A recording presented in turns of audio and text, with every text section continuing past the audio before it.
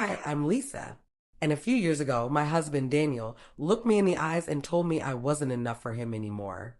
We had been together for 15 years, built a life, raised kids, and supported each other through everything.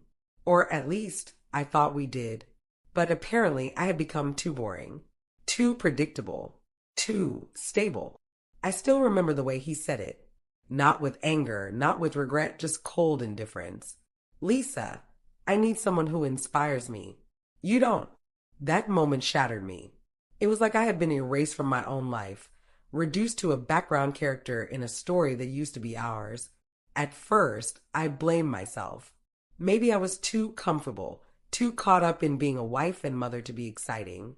Maybe if I had tried harder, been more spontaneous, more her, he would have stayed. But then I realized, no, I was loyal. I was loving. I was the woman who stood by him when he had nothing, when he doubted himself, when he needed someone to hold him up. And now, because life had become too easy, he wanted to chase a fantasy? Fine. Let him. The pain of being replaced. He moved in with her almost immediately.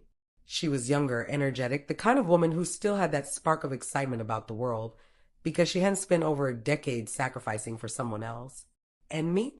I spent nights curled up in bed, clutching at the empty space beside me, wondering how I had become so disposable.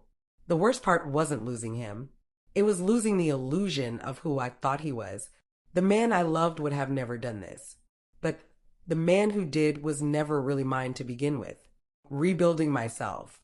The thing about heartbreak is that it forces you to make a choice. Let it destroy you or use it to build something new. I chose to build. I threw myself into my career. I exercised not for revenge, but because I wanted to feel strong again. I took trips alone, ate at restaurants alone, and for the first time in years, I felt free. I was no longer someone's wife. I was Lisa again. The inevitable regret. And then, like clockwork, regret knocked on Daniel's door. His dream woman wasn't interested in paying bills. She wasn't there to pick up the pieces when things got hard. She wanted the version of him that I had built, successful, stable, confident. But without me, he was just a man with empty hands. One night, out of the blue, he called me. His voice was different, hesitant. Lisa, I made a mistake. I closed my eyes, letting the words sink in. Years ago, I would have prayed for this moment. I would have forgiven him in a heartbeat, desperate to fix what was broken. But now, I didn't feel pain. I didn't feel anger. I just felt nothing. I smiled to myself and replied, "Oh, Daniel, I have a date. Maybe another time." And just like that, I hung up, closing not just the call, but the last door to my past. And for the first time in forever, I felt truly at peace.